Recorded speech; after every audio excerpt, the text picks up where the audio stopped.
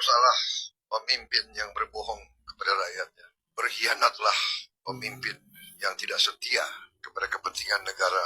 Berapa kira-kira besar biaya perjalanan negara yang keluar untuk rombongan, pengamanan, dan penginapan? Dan apakah biaya tersebut sebanding dengan hasil yang didapatkan? Karena masalahnya, masyarakat belum benar-benar merasakan hasil yang nyata. Rupiah justru terus melemah hingga menyentuh angka cantik 17.845.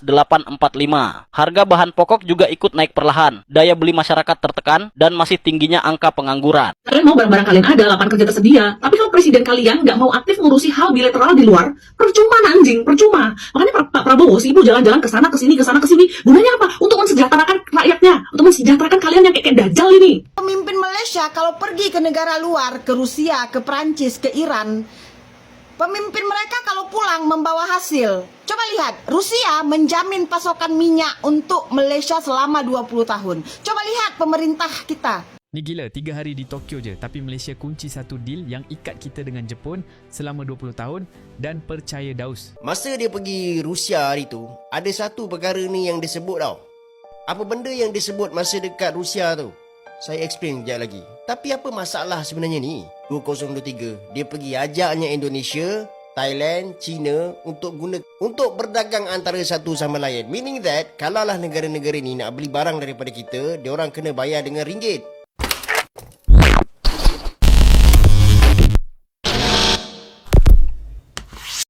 Hai, halo geng. Assalamualaikum warahmatullahi wabarakatuh. Berjumpa kembali dengan saya, Zainal Story. Sebelum video ini saya mulai, gimana kabarnya kalian semua? Semoga semua yang menonton video ini baik-baik saja, dimurahkan rezekinya, selalu berpikiran yang positif dan dijauhkan dari mara bahaya oleh Tuhan Yang Maha Esa.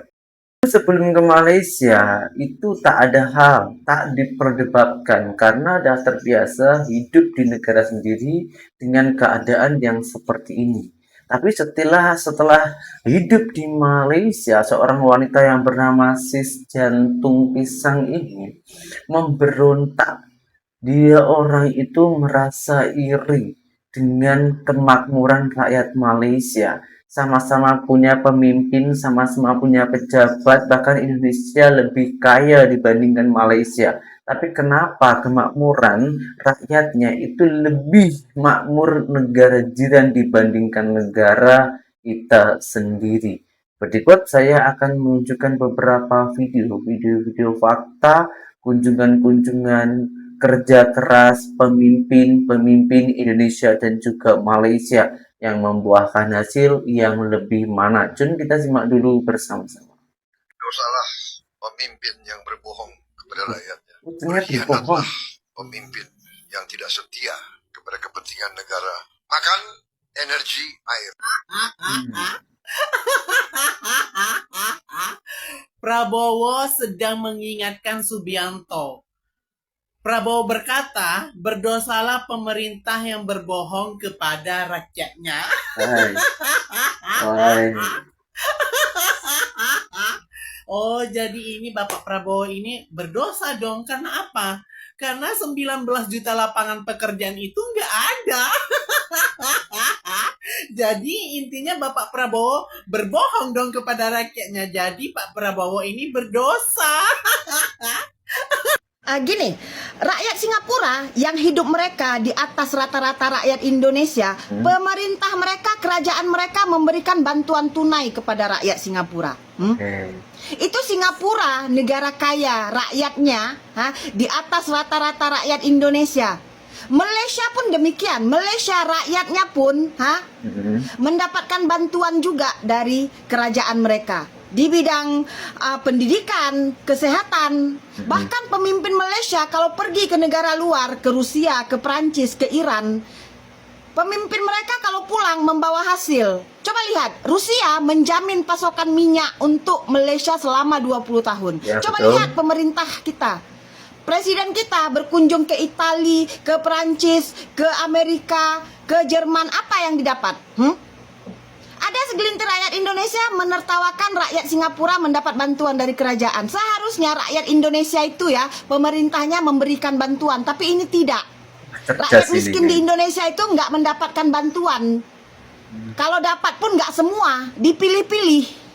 Baru sekitar 18 bulan menjabat, Prabowo tercatat sudah melakukan 50 kali kunjungan luar negeri. Mulai dari Timur Tengah, Cina, Amerika Serikat, Rusia, Prancis, Inggris, hingga Italia. Dalam banyak agenda, rata-rata kunjungannya berlangsung sekitar 2-4 hari. Itu artinya, Prabowo menghabiskan kurang lebih 100 hari berada di luar negeri bersama Buna Teddy. Anjing! Di tengah narasi efisiensi anggaran, publik disuguhkan pertanyaan, berapa kira-kira besar biaya perjalanan negara yang keluar untuk rombongan, pengamanan, dan penginapan? Dan apakah biaya tersebut sebanding dengan hasil yang didapatkan? Karena masalahnya, masyarakat belum benar-benar merasakan hasil yang nyata. Rupiah justru terus melemah hingga menyentuh angka cantik 17.845. Harga bahan pokok juga ikut naik perlahan. Daya beli masyarakat tertekan dan masih tingginya angka pengangguran. Bejir! Hal serupa juga terlihat pada keterlibatan Indonesia di Board of Peace untuk Gaza. Pemerintah menyebut forum itu sebagai langkah perdamaian dua negara. Namun, kritik muncul setelah adanya kabar 9 aktivis dari Indonesia diculik oleh Zionis dan mengalami intimidasi dalam misi kemanusiaan di Palestina. Di sini publik kembali bertanya-tanya, kenapa panggung diplomasi terlihat begitu megah, tapi perlindungan terhadap warga sendiri masih terasa lemah? Karena bagi rakyat, keberhasilan diplomasi bukan cuma soal duduk di forum internasional, tapi juga soal seberapa besar negara hadir saat warganya berada dalam ancaman. Pantek! Guys, kalian udah lihat video terbaru yang Pak Prabowo datang ke Rusia diundang oleh Presiden Putin belum? Terus kalian udah pada lihat belum komen-komen reaksi anak-anak abah yang pada nggak terima, yang ngata-ngatain katanya Presiden buang-buang anggaran, Presiden kok cuma jalan-jalan, bahkan ada yang ngatain bahwasanya Pak Prabowo datang ke Rusia ngemis katanya. Kayak otak kalian tuh kok sengklek ya, bodoh-bodoh apa gimana? Sekolah nggak sih kalian? Kalau kalian minta semuanya ada, harga terjaga, lapangan kerja banyak, ya hubungan antar berbagai negara harus dijaga, nah anjing. Kayak mana kau ini? Bodoh kali lah. Kalian mau barang-barang kalian ada, lapangan kerja tersedia. Tapi kalau presiden kalian nggak mau aktif ngurusi hal bilateral di luar, percuma anjing, percuma. Makanya Pak Prabowo sibuk jalan-jalan ke sana ke sini, ke sana ke sini. Gunanya apa? Untuk mensejahterakan rakyatnya, untuk mensejahterakan kalian yang kayak dajal ini. Harusnya bersyukur, berterima kasih. Karena presiden kita mampu menjaga hubungan dengan baik di negara-negara besar. Yang untungnya endingnya untuk kesejahteraan kita juga anjing. Bersyukur, cowok, bersyukur punya presiden aktif ngurusin hal bilateral. Bersyukur. Hasilnya, Kak. Bukan malah dimaki-maki anak babi. Nanti kalau minyak nggak ada, gas nggak ada, lapangan kerja makin sedikit, harga-harga makin naik, ngamuk kalian. Giliran presiden kita aktif kesana kesini untuk menjaga hubungan dengan baik demi kesejahteraan kita juga, kayak kontol mulutnya. Bersyukur kalian itu harusnya punya presiden ngerti kerja, nggak korupsi aja bersyukur kalian tahu. Duit triliunan tau, di triliunan yang didapat sama Pak Prabowo. Kalau lihat dia mau korupsi, udah dikantongin semua duit itu. Bodoh kali. Kalian punya presiden, punya pemimpin, gak korupsi itu udah syukur anjing. Apalagi ini sudi dan mau kerja, mau capek.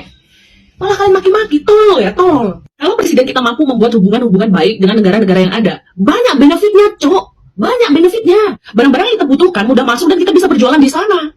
Seandainya di negara kita nih, ada beberapa hal yang belum cukup, kita bisa minta ke negara-negara yang baik dengan kita untuk meminta akses agar kita bisa beli. Contohnya kalau suatu saat di negara kita nih nggak ada bensin, nggak ada gas dan lain sebagainya, kita bisa. Kalau kita punya hubungan dengan baik dengan negara-negara itu, kita bisa minta bantu akses untuk membeli, biar dipermudah.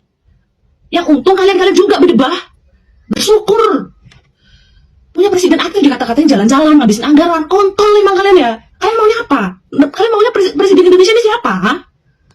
Abah kalian itu ngurusin janjinya sendiri yang katanya rumah DP 0% aja nggak ada baunya sampai sekarang anjing. Nggak ada kesopanan cuy. Bukannya dukung presiden yang sekarang ada ya, malah ngejatuhin. Gue dulu nggak pernah pilih Pak Prabowo, sekalipun gue nggak pernah nyoblos beliau. Tapi karena udah itu presiden kita, ya udah kita dukung. Apa kalian ini? Malah kalian maki-maki, gak ada otak emang. Criminal! What criminal? This is all criminal. Lagi-lagi guys, presiden kita datang ke Inggris bukannya disambut dengan ceria, malah diteriakin kriminal penjahat sama orang-orang Inggris, pas orang-orang kita yang udah lama menetap di sini guys. Mereka berteriak bahwa tanah Papua tuh hancur, hutan kita hancur, negara kita rupiahnya menurun. Apakah itu suatu kebanggaan guys? Ya iya, kalian baru tahu kan presiden aja datang ke Inggris, yang which is mereka tuh orang Inggris guys. Mereka aja sampai merasa sedih gitu loh ngeliat negara kita seperti itu gitu loh. Bayangin aja presiden aja diterakin kayak itu, apalagi kita rakyat jelata biasa guys. Kadang yang orang tuh buta hati nurani, mereka tuh rasis ke kita guys, sinis ke kita ya kan, tapi yang baik mereka tuh prihatin gitu ya. Itu ngerti kan maksudku? Jadi apakah ini suatu kebanggaan? Bahagia nggak kalian? Ya jelas enggak lah, sampai diteriakin separah itu guys, kenceng banget. Bukannya disambut dengan kebahagiaan, enggak gitu kan. Jadi ya inilah negara kita guys, udah hancur. Gimana Malaysia bisa ngalahin kita dan Jepang? Direktur IT di Kuala Lumpur gajinya lebih besar daripada di Tokyo. Kenapa kita bahkan nggak disebut? Kita punya terlalu banyak universitas yang lemah dan gelar yang terlalu umum. Kita punya 8 kali lebih banyak universitas per orang dibanding Cina. Tapi yang aneh, kita tetap menghasilin lebih sedikit lulusan per orang dibanding Cina, Belanda, Amerika, atau Malaysia. Wait, what? Kita punya lebih banyak kampus dari mereka, tapi lulusan kita lebih sedikit. Masalah kita bukan soal jumlah, tapi soal kualitas. Dan ini fakta yang orang nggak mau dengar. Cuma 11% orang Indonesia yang punya gelar. Kita nggak bangun sistem pendidikan, kita bangun pabrik ijazah dengan 96% kampus swasta. Kita produksi kertas, bukan talenta. Malaysia lihat masalah yang sama. Mereka pangkas kampus swasta dari 616 jadi 384. Hari ini 40% lulusan Malaysia di bidang STEM. Indonesia 60% lulusan kita di bidang sosial dan bisnis untuk pekerjaan yang bahkan nggak ada. Kita ngomong besar soal baterai EV, hilirisasi, dan masa depan industri. Tapi kita butuh kemampuan teknologi tinggi, bukan cuma tenaga kerja murah buat gali tanah. Dan hasilnya kelihatan. Sekarang Malaysia dapat investasi pabrik chip dan data center. Lulusan vokasi mereka 99% dapat kerja. Kalau kita nggak perbaikin ini, kita nggak akan jadi pabrik masa depan. Kita cuma akan jadi yang gali tanah buat negara lain yang benar-benar jadi pabrik masa depan. Gold diggers, follow for more eye-openers. Ni gila, 3 hari di Tokyo je, tapi Malaysia kunci satu deal yang ikat kita dengan Jepun selama 20 tahun dan percaya daus, tu baru satu. Jom pecahkan semua. Mula-mula, deal paling besar, Petronas tanda tangan dengan jerah, penjana kuasa terbesar Jepun yang hasilkan 1/3 elektrik negara tu 2 juta tan LNG setahun selama 20 tahun, bermula 2028 dan hubungan ni dah kukuh sejak 1983.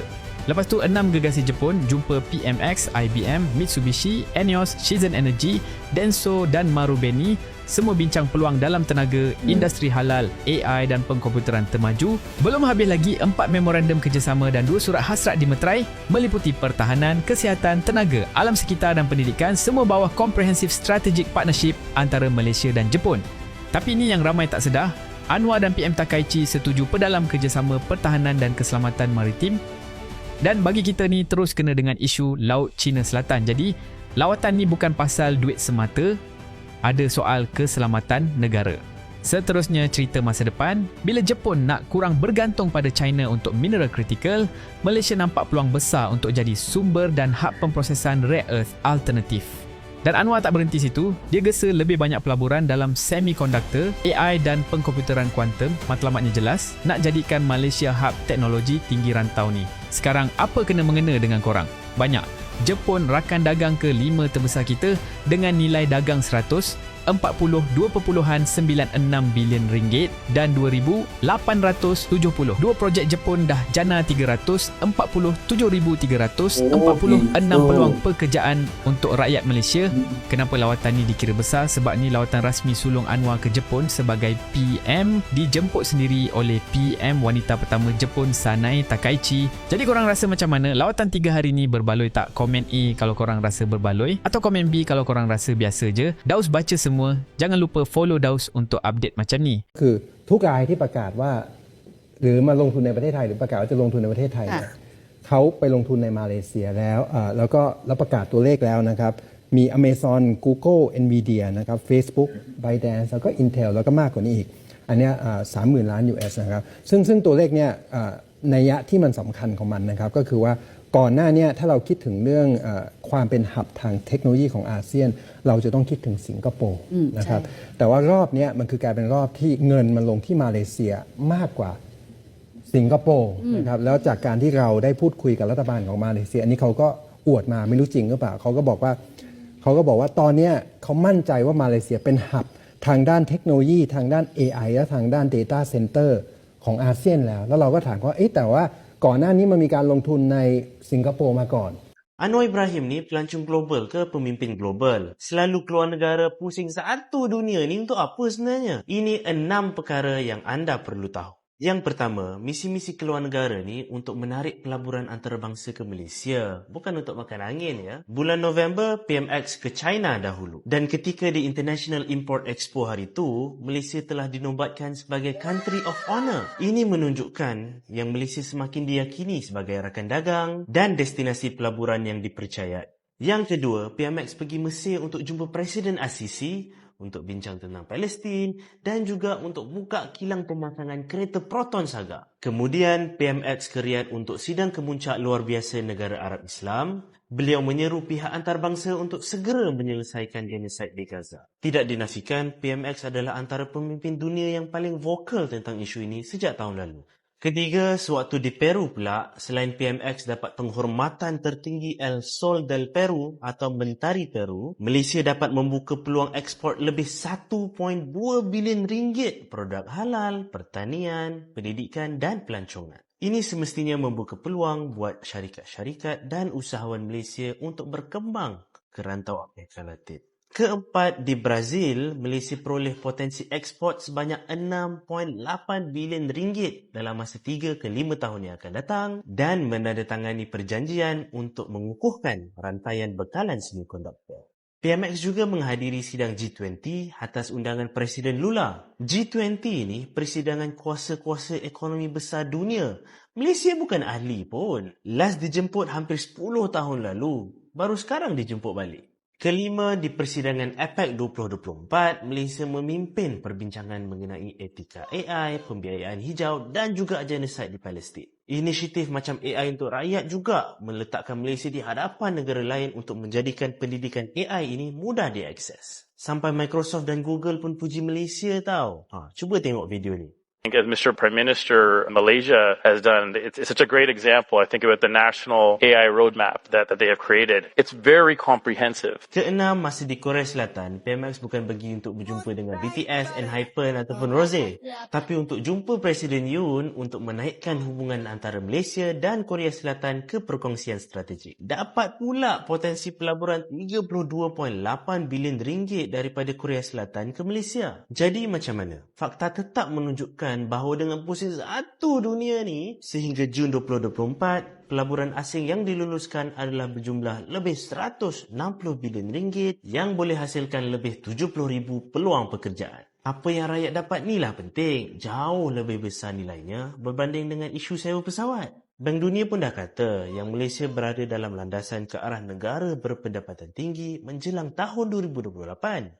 Sebab itulah penglibatan di peringkat antarabangsa ni sangat penting. Bukan saja dapat tingkatkan ekonomi, tetapi juga untuk memastikan keadilan dan keamanan global. Jadi, apa pandangan korang? PMX ni pelancong global ke pemimpin global? Rasanya jawapannya agak jelas. Jujur saya cakap, kadang-kadang saya tak faham dengan PMX ni. Apa dia nak sebenarnya? Masa dia pergi Rusia hari tu, ada satu perkara ni yang dia sebut tau. Apa benda yang dia sebut masa dekat Rusia tu?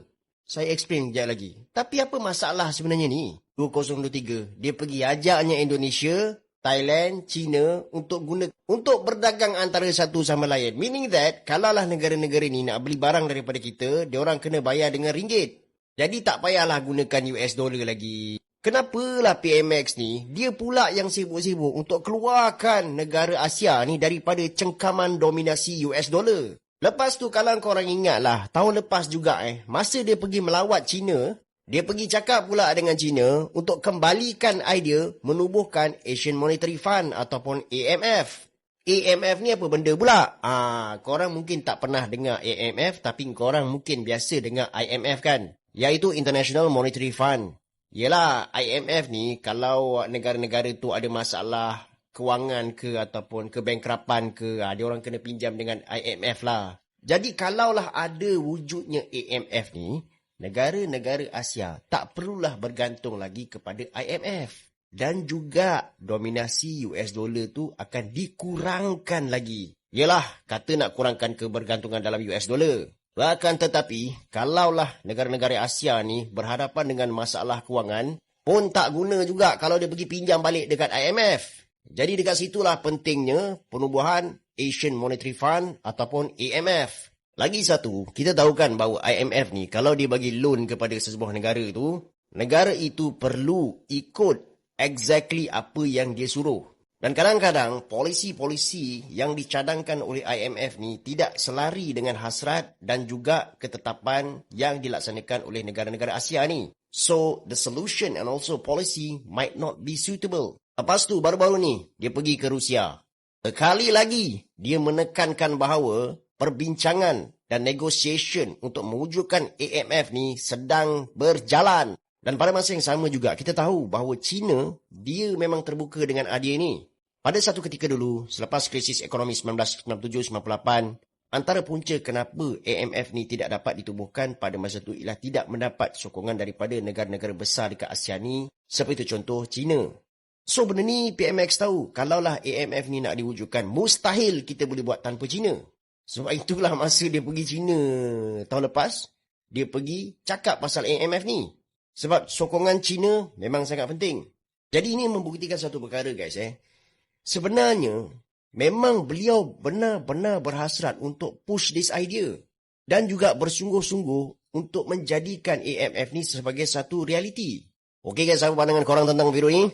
Kalau korang rasa bermanfaat atau korang ada sebarang komen, letak dekat ruangan komen. Baik geng, di sini saya akan memberikan sedikit ya pasal pemimpin negara kita sendiri. Kalau pemimpin Malaysia, saya pun juga dah tahu, bahkan dunia dah tahu. Berkat kerja keras pemimpin Malaysia, itu menghasilkan beberapa banyak untuk membanggakan rakyatnya, untuk memakmurkan masyarakatnya.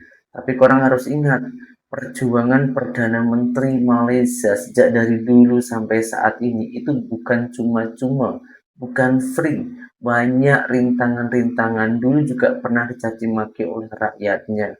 Tapi pemimpin Malaysia dipimpin oleh Tun Mahathir Mohamad, masa pembangunan jalan tol, infrastruktur, karena itu memakan mata pencaharian rakyat. Maka dari itu rakyat murka, ramai yang tak setuju dengan Tun Mahathir Mohamad saat itu. Tapi Tun Mahathir Mohamad itu terus berpikir panjang. Karena dengan adanya proyek ini, ada pembangunan infrastruktur ini akan memajukan negara. Negara yang maju, rakyatnya pasti akan makmur. Yang dulu menghujat, mencaci maki Tun Mahathir, tapi saat ini macam seluruh rakyat Malaysia, tak ada yang berteriak-teriak untuk menjatuhkan Perdana Menterinya. Yang ada bangga dengan jasa-jasa beliau. Itulah perjuangan pemimpin Malaysia. Selain bekerja keras, dan juga berpikir panjang, pemimpin Malaysia bekerja dengan sungguh-sungguh, tulus, jujur, tak ada korupsi. Itulah kuncinya untuk memajukan negara. Nah, saat ini di negara kita itu telah picu dengan pemimpin kita Bapak Prabowo Subianto berkunjung ke beberapa negara, ke negara ini, meskipun ada yang suka, ada yang tak suka. Tapi kita sebagai rakyat kecil, kita tak tahu apa yang dipikiran pemimpin kita untuk memajukan negara. Asalkan tak memakan hak-hak rakyat ataupun tak korupsi, biarlah berjalan. Kita hanya mensupport aja. Tapi kalau sampai ya beliau itu korupsi ataupun memakan hak-hak masyarakat kita, nah disitulah kita harus bertindak. Jadi kita juga harus cerdas, jangan suka mengecam, jangan suka merendahkan, karena itu juga pemimpin kita sendiri. Dengan Malaysia saja kita bangga dengan kejayaan Malaysia, dengan sejarah-sejarah perjuangan Malaysia. Masa kita nggak bangga dengan perjuangan pemimpin kita? Asalkan perjuangan pemimpin kita ini baik dan betul, bertanggung jawab, tulus dan juga jujur, harusnya kita support saja. Tapi saya tak membulatkan benda itu betul. Kalau ada yang korupsi ataupun yang membuat merugikan rakyat kita, memang kita harus bersatu untuk melengsarkan pemimpin kita sendiri. Itu pandangan saya pribadi. Kalau pandangan korang itu macam mana? Karena setiap orang itu mempunyai pemikiran, mempunyai pandangan yang berbeza-beza. Apa-apa benda boleh sila tulis di kolom komentar. Insya Allah nanti kita boleh diskusikan bersama-sama di video yang berikutnya. Assalamualaikum warahmatullahi wabarakatuh. Bye-bye.